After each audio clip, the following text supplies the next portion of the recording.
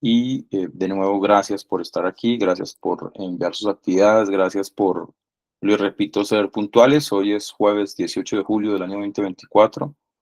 Nos encontramos en una de las sesiones o encuentros eh, virtuales para dar a conocer las actividades que corresponden a la fase en la que estamos en este momento, ¿cierto? Que es la fase 3 de ejecución, la guía de aprendizaje número 7.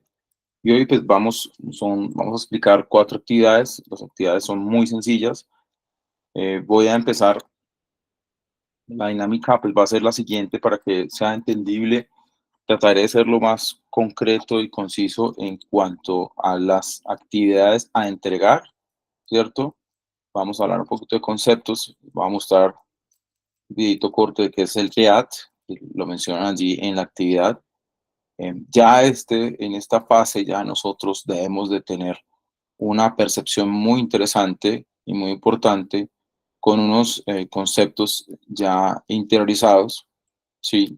En donde va moldeándose eh, ese concepto de análisis y de desarrollo, ya se van agregando nuevos elementos dentro de la formación y a partir de ello, pues entonces vamos nosotros teniendo en nuestra mente cómo es que son los procesos y los parámetros y elementos que se involucran para hacer o realizar un desarrollo, ¿sí? Y de la mano de eso, pues obviamente si lo vamos a hacer ese desarrollo web o móvil, pues los conceptos se moldean de acuerdo al interés de ustedes, ¿vale? Entonces, permítame aquí presentar, vamos a ver qué dice la primera actividad. Me confirman, porfa, si están viendo la pantalla. Creo que sí, ¿cierto? Sí, sí, se está viendo. Listo. Entonces, nuestra primera actividad, ¿qué es? Es un informe técnico del plan de trabajo para la construcción de software. Plan de trabajo para la construcción de software. Y desde el punto de vista técnico. Entonces, ¿qué elementos se deben de tener en cuenta? Pero aparte de eso, pues obviamente aquí hay unos elementos importantes. Entonces, aquí habla acerca de las características del software que se va a realizar o desarrollar. Y con base a eso, pues realizar un informe técnico contándonos y especificándonos las herramientas tecnológicas y el versionamiento que se utiliza para esa integración continua. Recuerden que dentro de esos componentes, pues el versionamiento es algo interesante porque esas versiones de software se relacionan con los diferentes eh, componentes que lanza la empresa de desarrollo y cada versión que se realiza, pues muestra un número como tal. En uno de los trabajos que realizamos, pues yo les hacía hincapié en ello cuando ustedes me enviaban la actividad, les decía que por favor tuvieran en cuenta las versiones del documento cuando se le iba a entregar al cliente una propuesta de desarrollo. Entonces allí habla acerca del versionamiento. Entonces, de esos versionamientos existen métodos de numeración semántica, de fecha de lanzamiento, de numeración como tal, de códigos alfanuméricos. Bueno, numeración secuencial son varios métodos que existen y que son muy comunes para ese versionamiento de nuestro desarrollo. Entonces, con base en eso, debemos seguir unas normas básicas para presentar el documento escrito. La portada, la introducción, la selección de herramientas y obviamente, como les decía, allí qué versión va a ser del documento. Eso es a criterio de ustedes. Aquí ya hay, y hablo de los aprendices que nos están escuchando y ustedes que están acá o que me están escuchando, es si yo ya tengo eh, un desarrollo planteado y de acuerdo a eso, en la secuencia y en la línea del tiempo de esta tecnología, yo ya voy trabajando en un desarrollo, pues obviamente los componentes y la integración de todo esto que nosotros estamos realizando, trate de adecuarlo a este plan de trabajo, ¿sí? Esa es una propuesta. La otra, si usted quiere investigar al respecto y andar un poco más en el informe técnico y sacar un trabajo de esa investigación, también lo puede hacer. Que si yo trabajo en una empresa y en esa empresa yo estoy mirando cómo adecuo, cómo hago una sinergia con la formación que estoy recibiendo y de ahí voy a sacar este plan de trabajo y los diferentes eh, herramientas que de aquí salgan, también es bienvenido, ¿vale? Eso es para que lo tengan presente. Ahora bien, cuando hablamos de ese informe técnico, pues entonces tenemos, yo me devuelvo, que tener presente qué es el informe técnico. El informe técnico es un documento fundamental en el plan de desarrollo de software. Recuerden que antes de iniciar cualquier desarrollo, yo debo sentarme y hacer un análisis de lo que yo voy a realizar, cómo lo voy a realizar, las herramientas que voy a utilizar, qué equipo voy a necesitar, ¿sí? Entonces, por eso, de allí se proporciona un análisis detallado de los requisitos técnicos, las soluciones propuestas y los planes de implementación del proyecto de software. Todo esto de la mano, ¿con quién? Con el cliente, ¿cierto?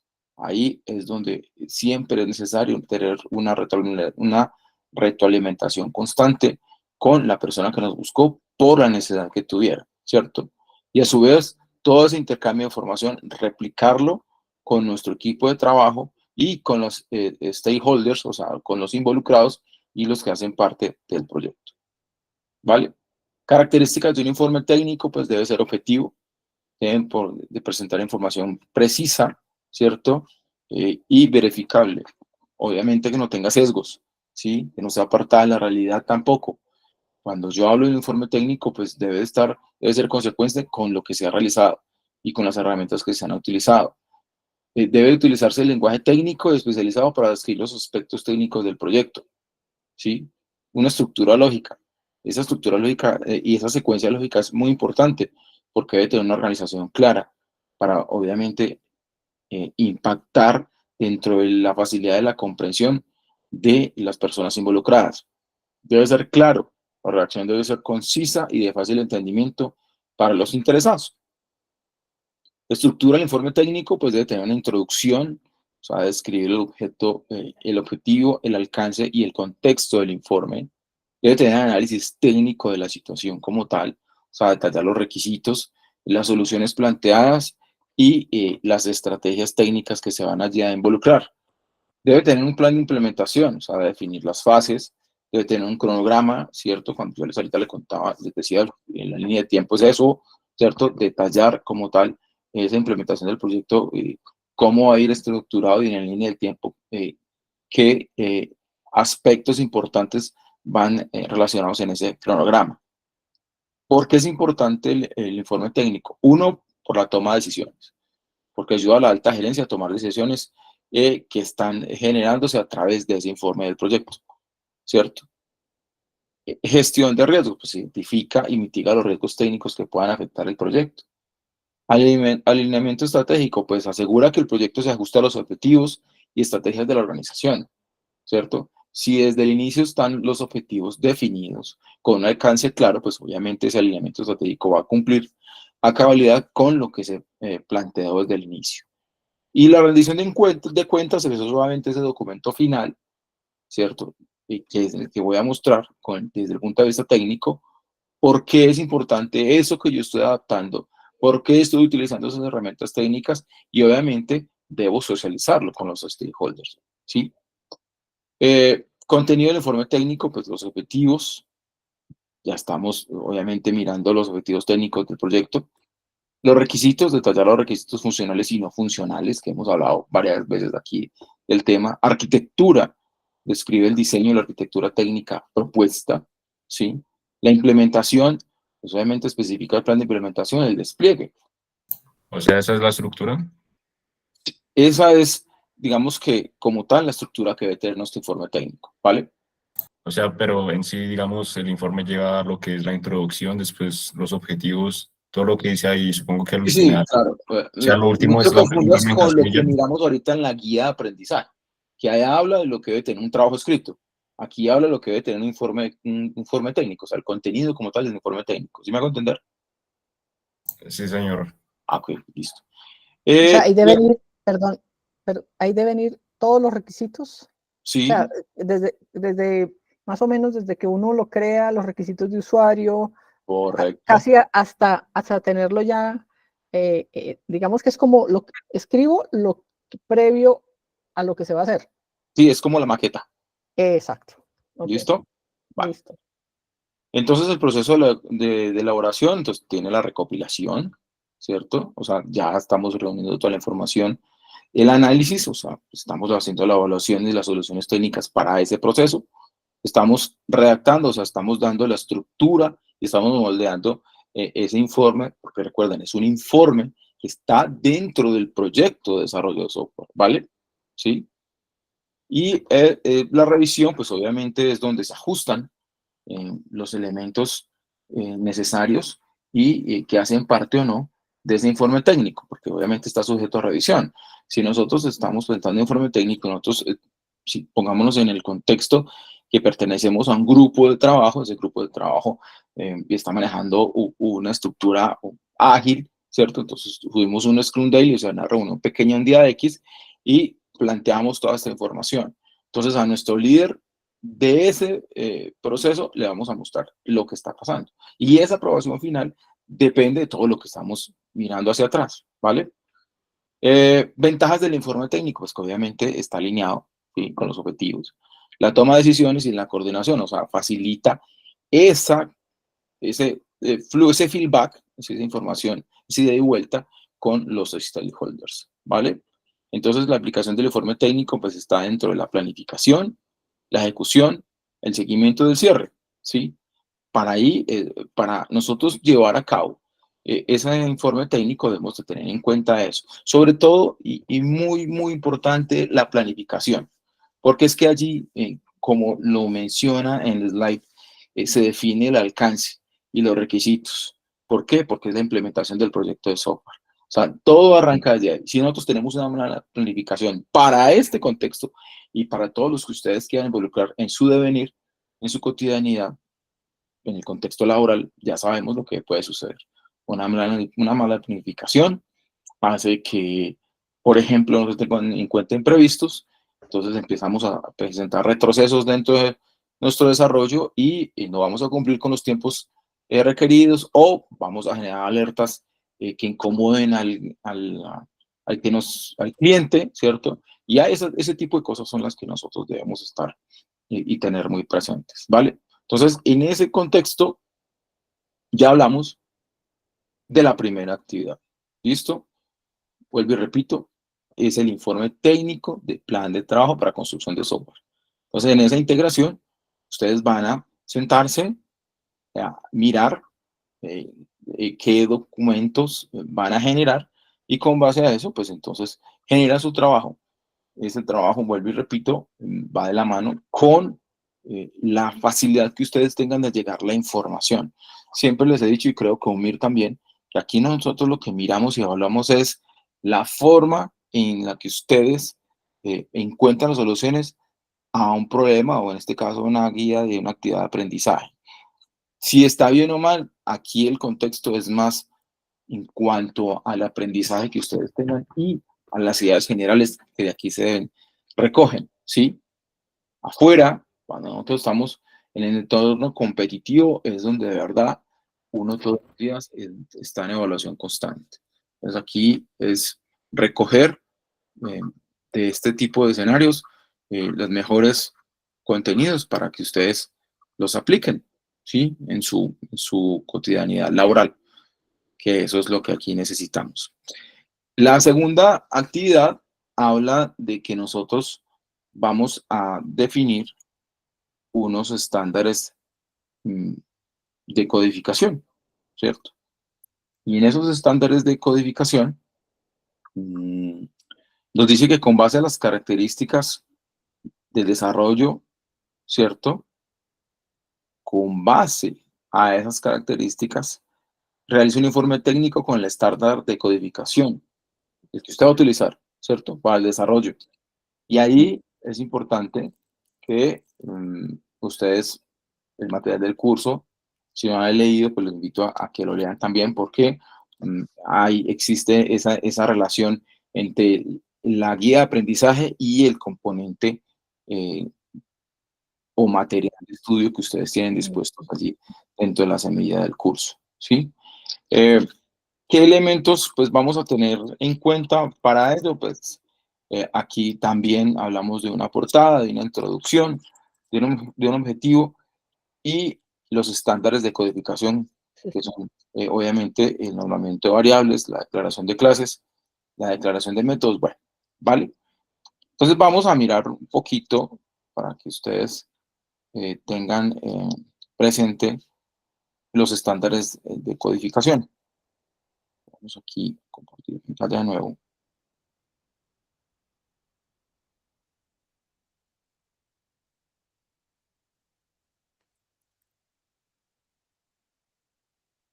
Entonces, ¿qué son los estándares de codificación? Y las plataformas de desarrollo, obviamente, los estándares de codificación son conjuntos de reglas y lineamientos que establecen un formato de estilo consistente. Obviamente, ¿para qué? Pues para yo escribir el código de software. ¿Para qué nos ayuda eso? Nos ayuda a mantener la elegibilidad como tal del desarrollo. Y obviamente aporta a los proyectos de desarrollo de software como tal. ¿Qué es un estándar de codificación? Pues es un formato consistente donde los estándares de codificación definen cómo se debe formatar el código, incluyendo la tabulación, el espaciado, nomenclatura, convenciones de escritura. ¿Por qué es mejor legible? Porque asegura patrones establecidos. El código se vuelve más claro y se vuelve más fácil. Y obviamente se vuelve entendible para todo ese equipo de desarrollo.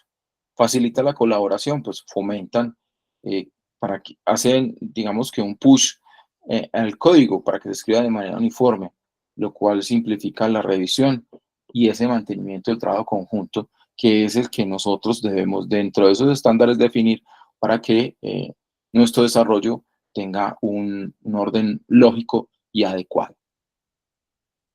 Plataformas de desarrollo, pues una plataforma de desarrollo, ¿qué es? Es un entorno integrado que proporciona herramientas y servicios para construir, probar y desplegar aplicaciones de software, ¿sí? Sus componentes incluye el IDE, que es el entorno de desarrollo integrado, compiladores, bibliotecas, frameworks, herramientas y pruebas de despliegue y otros recursos necesarios para el desarrollo de software. ¿Qué beneficios trae? Aumenta la productividad, simplifica el flujo de trabajo y facilita, pues obviamente, esa colaboración entre los grupos. Ahí, cuando nosotros estamos haciendo desarrollo, siempre se va a hablar de los equipos de desarrollo. Siempre va a estar inmerso ese rótulo. Y ahí es donde ustedes deben jugar un factor importante. A hoy, las nuevas tendencias de desarrollo habilitan una forma dinámica de interactuar y de hacer el desarrollo de interacciones, que allí es donde juega el factor importante la habilidad que yo tenga en mis desarrollos, mis analistas o mis desarrolladores, perdón, y la gente que va a trabajar con esas metodologías ágiles para llevar a cabo mi proyecto de software. O sea, hay que integrar ese equipo, ¿vale? Y entonces, en esos componentes y esas herramientas son las que nosotros debemos tener muy presentes. ¿Listo? Ventajas de utilizar una plataforma de desarrollo. La productividad, la colaboración y la calidad son ventajas supremamente importantes.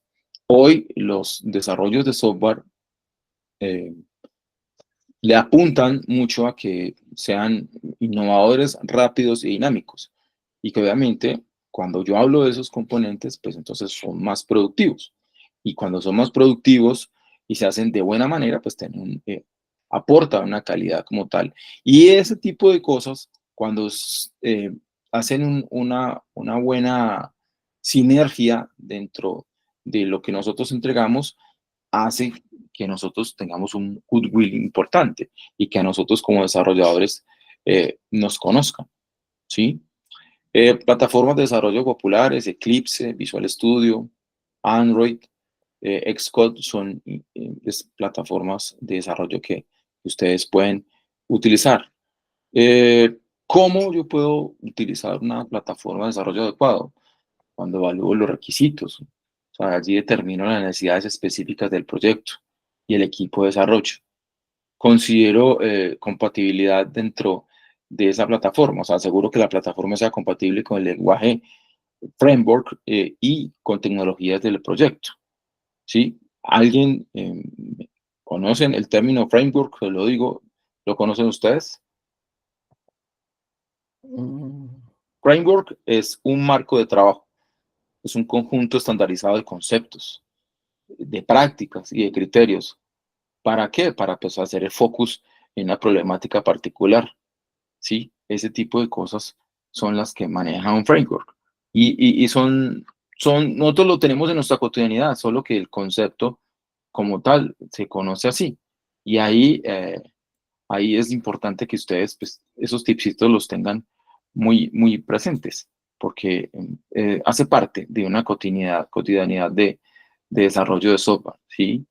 Porque aquí se definen las reglas, las convenciones que se usan para hacer desarrollos. De forma que, se los dije ahorita, de forma más eficiente, de forma más rápida. Este tipo de cositas son las que hacen y van de la mano con esa compatibilidad. Por eso habla de considerar esa compatibilidad. Y valorar una comunidad de soporte, pues allí se analiza la solidez como tal del desarrollo para los usuarios.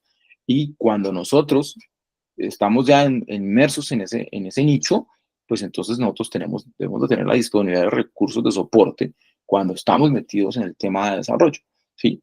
Porque pues en esa etapa, muy importante, ahora que salga a producción también, pero después, cuando está en marcha nuestro desarrollo y cuando ya está haciendo interacciones en tiempo real, es donde empiezan los temas, ¿sí? Entonces, por eso les decía ahorita que desde la planificación, importante. Características de un buen estándar es de codificación, pues que sea claro, que sea consistente, que sea adaptable y que obviamente maneja una automatización dentro de los criterios que están allí en el desarrollo. Obviamente esas herramientas están a revisión ajuste del grupo que lo esté realizando, pues porque de ahí, cuando hablamos de automatización, también tenemos que tener en cuenta ese desarrollo a qué le apunta dentro de la necesidad de mi cliente, ¿vale? Pero entonces, si es automatizado y se adapta, se supone que yo hice un análisis antes para mirar, para involucrar ese desarrollo que estoy aquí dejando para que cumpla con los objetivos específicos y planteados desde el inicio, ¿vale? Entonces, como conclusión, los estándares de codificación mejoran la legibilidad y la colaboración, establecen un formato consistente y aumentan digamos que esa fluidez del código. Plataformas de desarrollo, pues aceleran el proceso, facilitan el trabajo en equipo y mejoran la calidad de software, ¿vale? Con esos conceptos es que ustedes deben de adecuarse, de interiorizarlos y de tener muy presente en este segundo punto, ¿sí? Aquí, vuelvo y le repito, el trabajo viene concatenado y ustedes deben definir qué estándares van a utilizar, ¿cierto? Y en ese informe técnico con el estándar de codificación para el desarrollo, pues obviamente empezamos a plantear qué vamos a desarrollar y qué vamos a utilizar, ¿listo? Por eso habla de los estándares de codificación que vamos a realizar en esa plataforma de desarrollo elegida, ¿vale? Entonces aquí ustedes en ese documento máximo de 4 hojitas, me cuentan qué estándares van a definir. Entonces ahí ya tenemos planteadas 2 actividades, ¿cierto? Informe de... Dímelo, Cero. Sí, es que, bueno, ignorancia total en el tema. ¿Cuáles serían las actividades que tendríamos que leer como para tener un poco de idea sobre el tema de código? Y la otra pregunta es, el trabajo es, yo tengo mi proyecto y dentro de ese proyecto tengo que hacer, es como una especie de manual de código, algo así, es que no entiendo bien. A ver, la primera actividad habla que vos vas a hacer desde las características del software que vas a desarrollar, Sí, ok, ¿cierto? sí, Vas a involucrar desde el punto de vista técnico las herramientas y el versionamiento que vas a utilizar según tu visión, ajá, ¿cierto?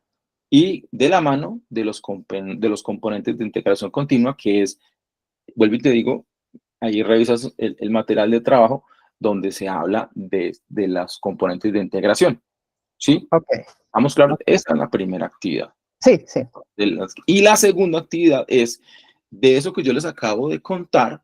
Entonces ustedes van a decir, bueno, yo voy a definir estos estándares, ¿cierto? De esta codificación.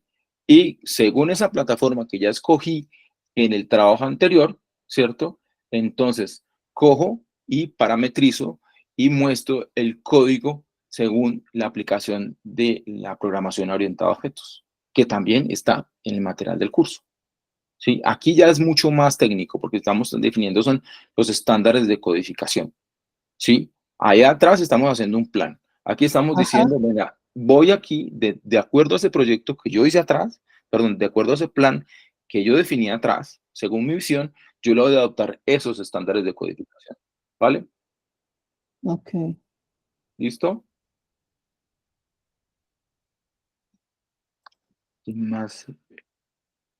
¿Alguien más me preguntó? No, vi que no. Listo.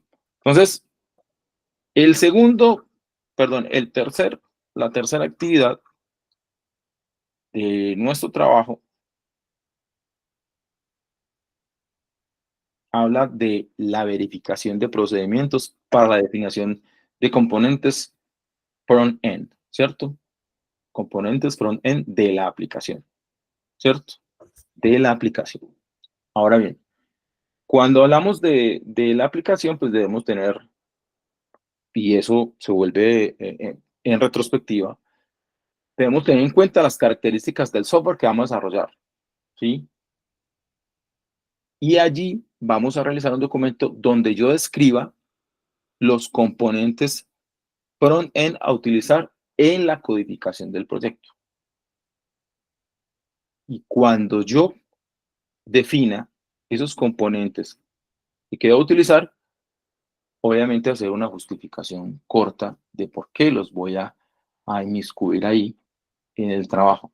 No se me estresen porque no es un trabajo largo. Ya vamos a mirar qué son los componentes, ¿cierto? Ya les voy a contar.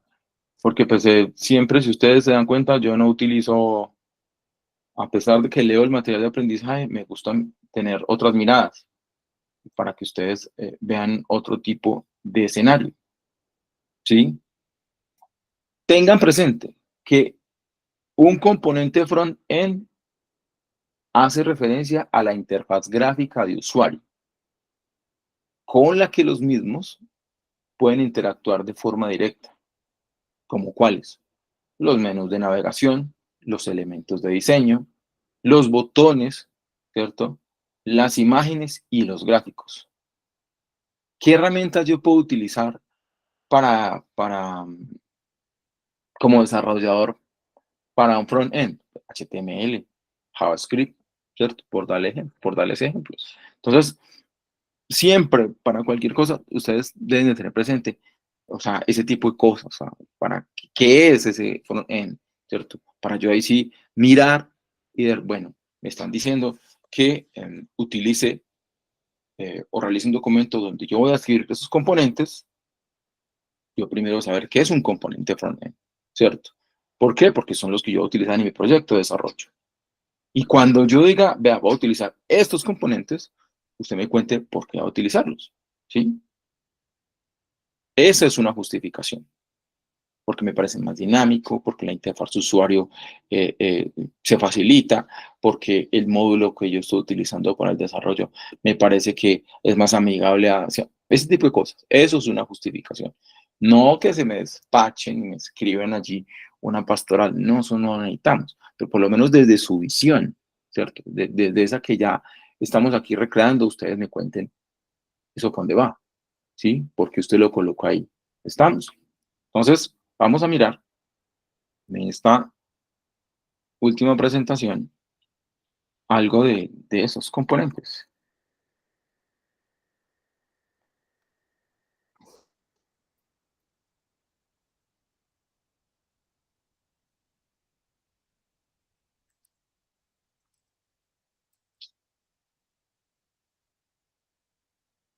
¿Listo? Entonces, ¿qué son los componentes front-end? Son los elementos visuales y funcionales que componen el interfaz de usuario de una aplicación web. Estos componentes son esos bloques de construcción que los usuarios finales ven en la interacción en el navegador. ¿Qué es un ejemplo de esos bloques de construcción de usuario? ¿Qué se les viene a ustedes a la cabeza? Lo mencioné ahorita. Ahorita lo mencioné. Los botones son bloques, ¿sí? De construcción que los usuarios finales ven, los botones. Entonces, O por ejemplo los módulos, los también, sí, claro, formularios. sí, claro, eso. Entonces, cuando ya nosotros tenemos eso bien cimentado en mi cabecita de eso qué es, pues empezamos a mirar. Definición de componentes front-end. Entonces, la estructura, los componentes front-end incluyen elementos como encabezados, botones, barras de navegación y formularios. Tú lo acabas de decir. Estilos definen la apariencia visual de los elementos como colores, tipografía, disposición. Interactividad proporciona funcionalidad, cómo responder a los clics de los usuarios, validar entradas y actualizaciones dinámicas de las interfaces gráficas, ¿sí? Importancia de esos componentes front en el desarrollo de software, la usabilidad, los componentes front-end bien diseñados mejoran la experiencia del usuario y facilitan la interacción, ¿sí? La escalabilidad, los componentes reutilizables permiten construir interfaces eficientes y ágiles. A hoy eso giramos en torno a eso, ¿sí? Antes yo necesitaba hacer un proceso muy largo para obtener una información. Ahora estamos hablando de ciencias de datos, ¿sí? Que son los que me generan la información que yo necesito para la toma de decisiones, ¿cierto? La minería de datos, ingeniería de datos. Entonces, cuando miramos ese tipo de cosas, pues entonces esa interfaz gráfica, ¿dónde me ayuda para que yo pueda obtener un dato que necesito? Porque al final ese dato es el que necesita, pues en ese espectro, se necesita para tomar una decisión. Sí, que esa decisión sea adecuada, soportada en qué? En los datos, ¿vale? Rendimiento, una arquitectura de componentes optimizada, pues mejora el rendimiento y la velocidad de carga de la aplicación. Herramientas de versionamiento, ¿sí?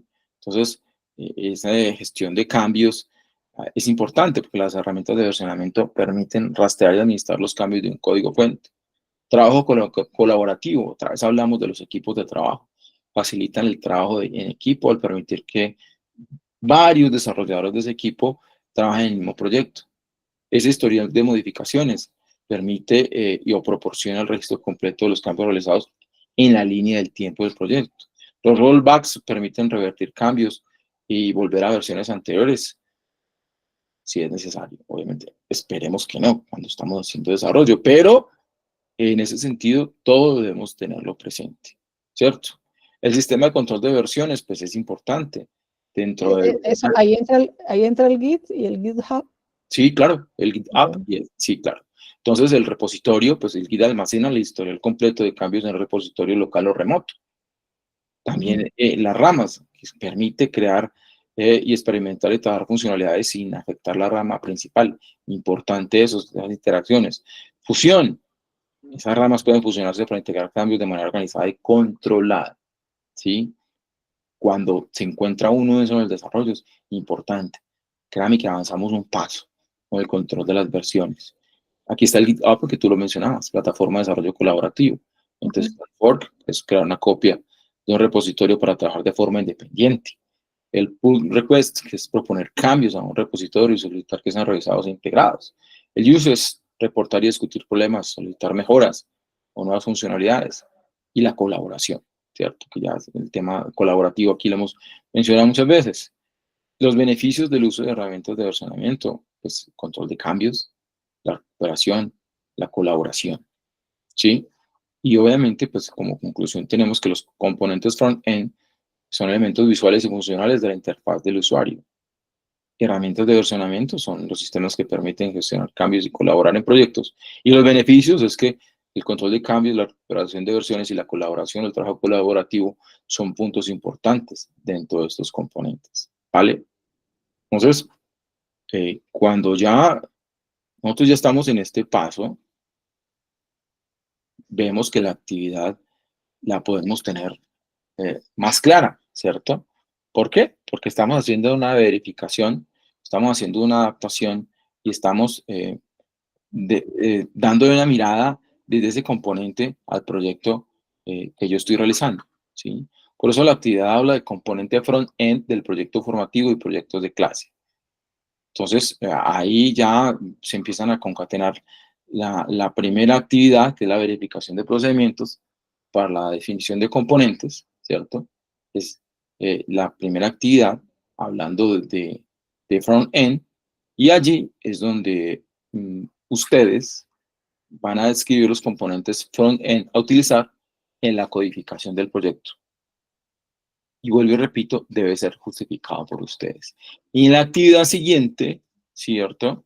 Que es componente front-end del proyecto formativo y los proyectos de clase, pues ya digamos que nos vamos un poquito más allá, porque nos dice la actividad, la cuarta y última.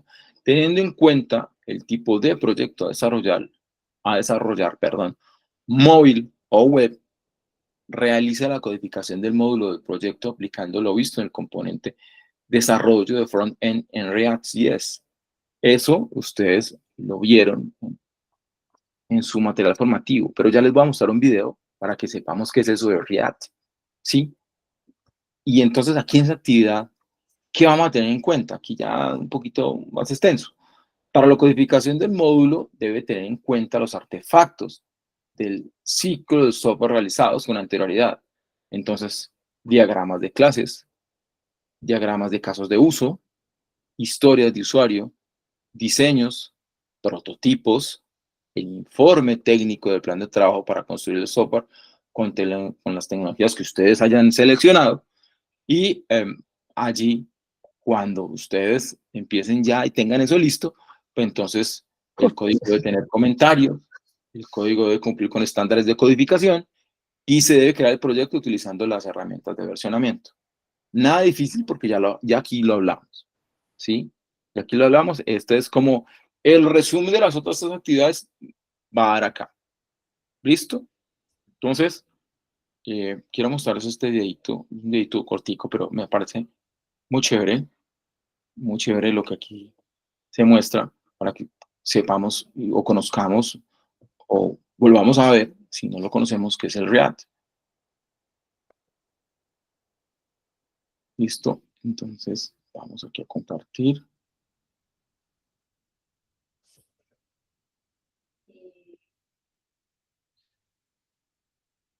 Hacemos. React es una librería de JavaScript que nos ayuda a construir interfaces para la web de manera práctica, escalable y rápida, siendo JavaScript el lenguaje de programación en los exploradores. Ahora, la manera convencional en la que funcionan las cosas en la web son con tres grandes pilares que son el HTML, que es la estructura, el esqueleto o el corazón de la web, el CSS, que es la parte visual en donde das forma, color y alineación, y por último está JavaScript, que nos brinda las interacciones y validaciones. Así que en JavaScript pasa toda la magia. Teniendo eso claro, React hace un cambio en la estructura y crea archivos JSX. Es una fusión de HTML más CSS más JavaScript igual a JSX, que a su vez es React, en el cual podemos crear contenido con bastantes funcionalidades. Sabemos que suena una mezcla muy arriesgada en cuanto a buenas prácticas, pero llevamos 7 años juntándolo todo, así que estamos seguros al decir que podemos colocar todo en un mismo archivo. Entonces te preguntarás, ¿cómo funciona React para las interfaces? Antes de entrar en este tema, te voy a mostrar cómo funcionan las interfaces normalmente. De modo que tenemos la interfaz, lo que ve el usuario, y el servidor, en donde tenemos todo el código guardado. Cuando el usuario recarga la página o pasa a otra pestaña, lo que pasa internamente es que la interfaz le pide al servidor el código. El servidor le envía todo el código HTML a la interfaz. Sí, claro, es sencillo, pero es ahí cuando tenemos problemas de carga en nuestras páginas. Perfecto. Ya sabemos cómo funcionan las interfaces normalmente, ahora volvemos a nuestra pregunta inicial. ¿Cómo funciona React para crear interfaces? Recordemos que movimos todo el contenido al JavaScript y el archivo HTML se carga vacío. Cuando esto está listo, pasamos a la hidratación, que es generar las interfaces por medio de JavaScript, en vez de cargarlo como sucede normalmente. React tiene algo llamado componentes. Los componentes son pequeñas partes que el usuario ve o interactúa con ellos. Por ejemplo, este video está en YouTube. Está rodeado de componentes que son los videos recomendados o la información del canal. Todas esas cosas que se repiten cuando entras a un video nuevo son componentes. Los componentes tienen props o propiedades. Estas se pueden leer pero no editar. Los componentes los podemos utilizar como plantillas en donde podemos cambiarlos, reutilizarlos, combinarlos o extenderlos como necesitemos. Un ejemplo de esto es en WhatsApp, donde siempre veremos la foto, el nombre y el mensaje. Lo único que varía es la persona y sus datos. ¿Cómo hace React toda esta magia? ¿Y aún así ser tan rápido en actualizaciones y modificaciones de las páginas? Para resolver esas preguntas tenemos que entender que el explorador no puede interpretar los archivos JSX, que por si no lo recuerdas es la unión de HTML, CSS y JavaScript. Como el explorador no puede interpretar el JSX, entra en acción Babel. Babel lo que hace es transpilar el JSX a JavaScript para que el explorador lo pueda interpretar. Esto transcurre previamente en el servidor. La magia de React ocurre porque tiene una información base que llamaremos estado. Y con esta información crea la versión original de la página. Entonces lo que sucede es que en vez de hacer cambios directamente en la versión que hay en el explorador, a la que llamaremos DOM, el estado crea una versión virtual del DOM, que se compara con la original y se actualiza la información. Pero, ¿por qué los cambios no se hacen directamente en el DOM? Es porque toman más tiempo y suelen ser muy costosos. Ahora, miremos algo de código. Así se ve un componente React. Realmente es algo sencillo. Primero, necesitas importar React para poder usar JSX. Segundo, los componentes en React son una función que devuelve HTML. Tercero, podemos agregar estado para que React esté atento si hay cambios ahí. Y así generar un cambio en este estado cuando pase algo. Por ejemplo, cuando hagamos un clic en este botón. Pero eso no es todo. React es más que una librería. Es un ecosistema gigante que tiene el soporte de una gran comunidad de código abierto, que ha generado librerías y componentes adicionales, que incluye creación de proyectos, flujo de trabajo, pruebas y prácticas que permiten sacar lo máximo de esta genial herramienta. Asombroso, ¿no? Comencemos a crear una aplicación de React ahora. Bueno, si ven que es, digamos que trato de ser lo más simplista para que ustedes tengan una mirada diferente al tipo de actividades y, por ejemplo, hacen React, ¿sí? Entonces, como ustedes, futuros, si Dios quiere, analistas y desarrolladores, deben de tener ese mundo, que es el del usuario, ¿cierto? Lo que van a ver, con lo que van a interactuar ellos, y el otro mundo, que es lo que yo estoy desarrollando para que ellos lo vean. Ahora, la forma en que ellos lo van a entender o no, ¿de quién depende? Del De nosotros. desarrollador. Exacto, de los desarrolladores. Entonces, por ejemplo, por eso les decía que estas 4 actividades son muy interesantes en ese sentido, porque ponen a volar la imaginación y ponen a mirar aspectos que son interesantes. Yo les voy a copiar este video y otro que también me llamó mucho la atención cuando los estuve por ahí indagando, ¿cierto? Y este otro que me parece muy importante, y es el React, digamos que tomó su empuje y su realce con algo que sucedió con Facebook, ¿cierto? Un problema que tuvieron un chicharrón terrible con React, haciendo integración con ese tipo de conceptos y herramientas, salieron adelante. Para todo el mundo fue transparente, no nos dimos cuenta, pero allí quedó plasmado lo que sucedió y el empuje que se le dio a esa necesidad ocurrida. Por eso es tan importante y por eso en estas presentaciones, en donde ustedes lo vean, el trabajo colaborativo, ese versionamiento. esas herramientas que se involucran, ese feedback cliente, interesados y cliente, equipo de trabajo es importantísimo. Es un factor fundamental dentro del análisis y desarrollo de software. Primero el análisis, primero el control. Primero, Aquí de todas maneras tenemos ya que empezar a mirar código, por ejemplo, de sí, Java y de eso, ¿no? sí, claro. Sí. Ok. Ya aquí empezamos a perfilarnos. Entonces, por eso, de las herramientas, tanto que sean, como les expliqué, que queden específicas, que si ustedes tienen allá algo ya escrito, empiecen ya a trabajarlo y empiecen a alimentarlo con este tipo de herramientas y empecemos a generar, digamos que, esas victorias tempranas en su desarrollo. ¿Vale? ¿Y cómo sabe uno qué tipo de tecnología es la mejor, por ejemplo? Esa pregunta es muy interesante, pero va de la mano con la necesidad del usuario. Porque mira lo que yo, y a mis alumnos anteriores y a los con los que voy a seguir ahorita, también les he dicho, no es la mirada del usuario en cuanto al desarrollo que yo voy a realizar que yo voy a interponer. No, es la necesidad que se necesita suplir a través de un desarrollo. Pero, por ejemplo, por algo para que un ERP, por ejemplo. Exacto, o sea, tiene que ser dinámico. Entonces, el tema de JavaScript ahí es importante, o HTML, ¿cierto? Poner ERP, un CRM, claro. En un CRM, esa integración de muchos módulos tiene que ser dinámico, pero también tiene que un concepto muy importante y es la información que allí se maneja, cómo la están concentrando en los ERPs. Porque los ERPs son, aparte de que son integrales, generan información muy importante para la organización. Si algo falla dentro de ese ERP, se nos cae toda la estructura, ¿cierto, Lucía? Entonces, ahí es donde es importante que sea dinámico. Me inclinaría por esos dos, o un HTML o un JavaScript, no más.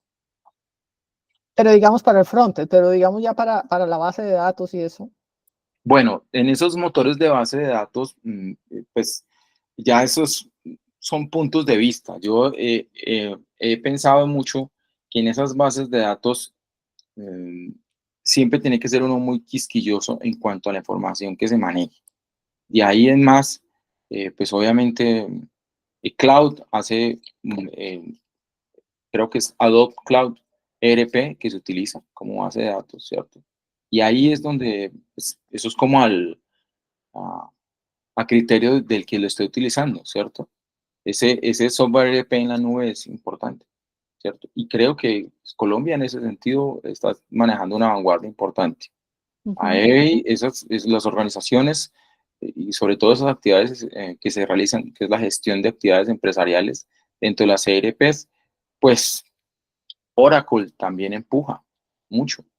Bueno, yo te digo, pues puedo dar mi punto de vista, pero pues si hablamos de eso, Oracle también podría ser uno de los, digamos que baluartes en ese sentido. ¿Eso es Pero aquí más, libre?